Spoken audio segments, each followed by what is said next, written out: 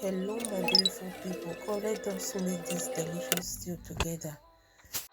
So to make this delicious stew, so what I'll be using to cook it, these are the meats I'll be using: the tomatoes, the onions and the red bell pepper. Then what I do, I go in with the pomo first, then go in with the cow meat, then I go in with the chicken. So after this, then I go in with the spices that I will be using to cook it, which is the onions. Then I go in with the bay leaf, then followed by the curry.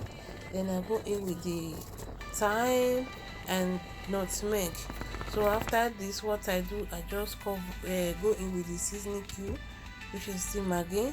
Then I cover it for some time, allow it to cook for some time. Then while waiting for the heat to cook, then I start blending my tomatoes, because that takes a long time to blend also, so I need to be doing all together at the same time.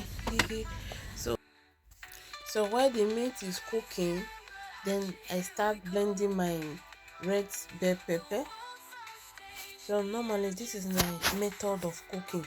What I do with my red bell pepper, after blending, I always filter the water out of it, at least to save time, because I believe some people, what they do, they allow it to fry, which is not really proper. I don't know about you. This is my method and it's working for me. At least with this method, you don't have to waste so much time in the kitchen. Everything will just go very fast. That is, so this method is very good, because you see that water you will filter out of what you blend, it will still be useful to you even throughout the process of this blending, so you see that water, that is what I will be needing to blend these onions. At least you see how useful this water is. So it is very useful. So you don't even need plenty water. That is why sometimes when you after adding too much water to blend all this stuff, then at the end of the day, you will not get to filter some part and throw it away, which is not necessary. So at this point, the real work have started now.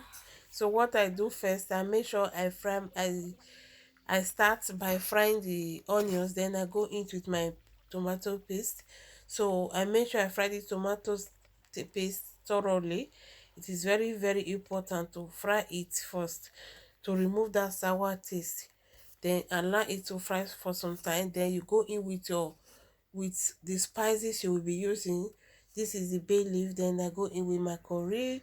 Then so now it's time to add my blended tomatoes and red bell pepper. Then I added that water that I filtered earlier. You see how useful that water is to me now.